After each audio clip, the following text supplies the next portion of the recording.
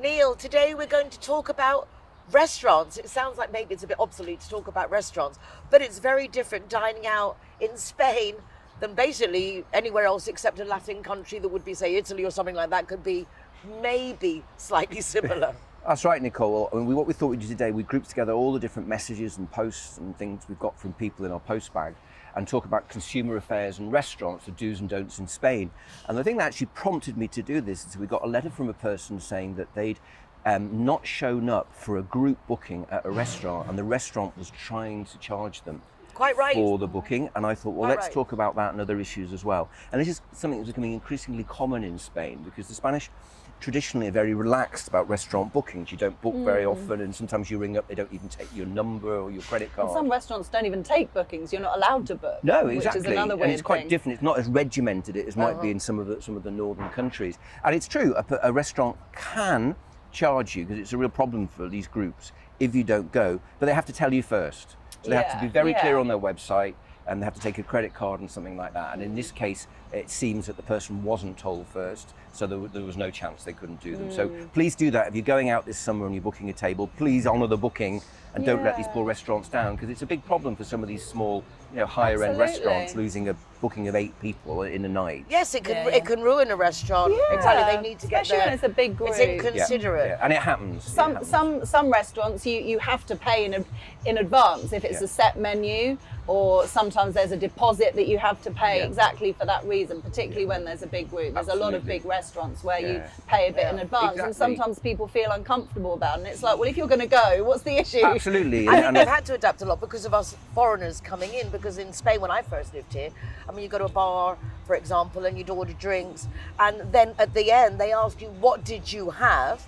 You tell them and you pay. It's still much more relaxed, and we've got to be careful we don't take advantage of it. But then we Brits come in and take advantage of that. And do you know what I mean? In the sense, they've had to adapt a lot because of us not being as trustworthy as we should be. So honour your booking, please. Don't mess restaurants around. The other issue that's come up is doggy bags. It is law in Spain, and it's not in a lot of countries, that if you don't eat your food, they have to give you a container. So That's you can actually take law. It's law. That's amazing. It's I didn't law. think you'd need one. Some They are places charge obliged. you for a container. No, they can't. They can't charge you. Absolutely can't charge you. And in theory, it's meant to be a recyclable container, which it should be. So take advantage of that. The other issue that people write to us about is allergens, because Spanish tend to be quite tolerant with things like vegan and vegetarianism. There's not as many, and not as many people have allergies. People from northern countries, Britain and America these days, declare a lot of allergies. It is law in Spain that they have to have an allergen menu. So if you're worried about, there's 14 different, it's actually European law. So 14 different categories from everything from peanuts, shellfish, gluten, celiac, all those kind of things. They have to give you it either written or verbally. Okay, that's very important. So they haven't got it written, don't get angry, because they are meant to be able to tell you it verbally. But if they do tell you verbally, they have to have a book somewhere in the back in the kitchen with all the ingredients in. So don't be shy. I mean, I think if you go to sort of a highway tapas bar, it might not be that easy, but a proper restaurant in town or in a resort. On that note, I have a friend who's very allergic to fish, and a lot of cross frying is done. So there will be bars and restaurants that will fry the fish in the same thing as the chips. So really do, if you are severely allergic to something, be very careful where you choose, because I remember actually that happened to my mum, who was very passionately vegan, and went to a restaurant, and she ordered the aubergine, the fried aubergine. What's it called in Spanish? Berenjenas con miel. Well, eggplant for our American But no, the berenjenas that sometimes come as chips, and that's what she had. And the batter. Oh, yeah, they're delicious. Gorgeous, absolutely gorgeous. From this particular place, they're one of the best. And she was munching away, really enjoying it, and then picked up one, and it was a boquerones. And it was a fried fish, which looked very similar. They just fried it in the same thing. And Mum, quite rightly, was very upset and explained that she was vegan and she almost ate a fish. And the guy kind of said, well, it's all fried in the same place. And she was like, what? It's just being informed, isn't it? If you're allergic or if you're passionately vegan, these things matter. As a top tip, if you're vegan in Spain, I think picking up on this point, it's really worth researching the restaurants that do vegan food and through their blogs, and see that they've got a commitment to it, because you can't guarantee it. Salmonejo is a very common tomatoey dish. It's often served as vegetarian in the restaurant, then it will arrive with egg and ham in the top, and you say it's vegetarian, and they say, yes, it's vegetarian. So it can be quite hard to get the message through. Or even vegetarian soups. I mean, they use look like chicken it's stock. all or chicken stock or some other kind of stock. And paella is the other one. Vegetarian paella is normally fish stock.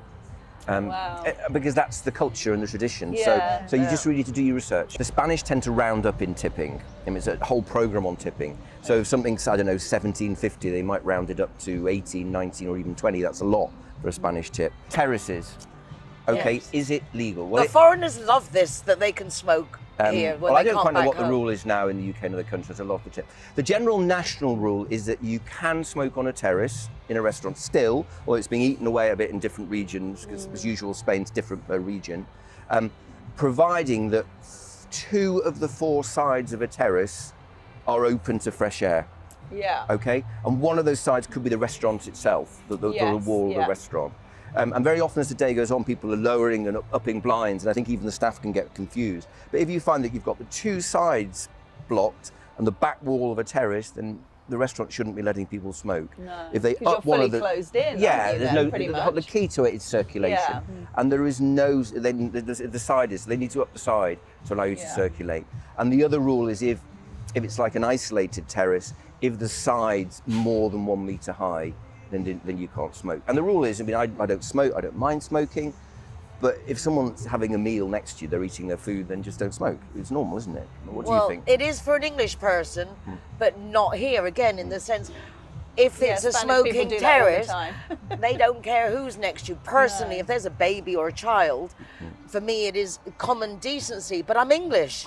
It's different. But I would frequently say to someone, having a meal, do you mind? And people just move their hand or whatever. I don't find it usually an issue if you comment. I think a lot of time it's just communication. People just forget, don't they? You're having a nice night out and you just forget and things. Yes, there could be that. I think more it would be that if someone's smoking next to a child or something, but then there will be the ones who say, "You move, exactly, just move." They don't care. Yeah, it's they're just like, move. "This is the smoking area. If you don't like it, sit in a non-smoking Well, area." I disagree. Again, my experience is people do care. They generally just go, "Oh no."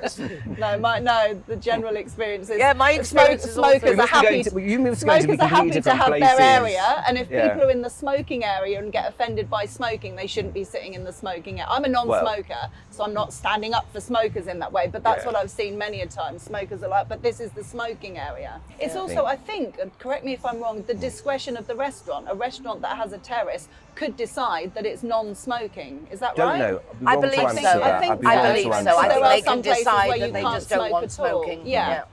Well, obviously, as we can see, not only is it different to the UK to Spain, it's different to but all our it's different to all our experiences. experiences. We have a different perspective. I think that is interesting in itself. Definitely. To be continued. Part 2, there's lots more about restaurants. There's so much more about restaurants. It's what we do most, isn't it? Absolutely. As we get older, it seems I'm like, to be. I can talk about restaurants. Bon appetit.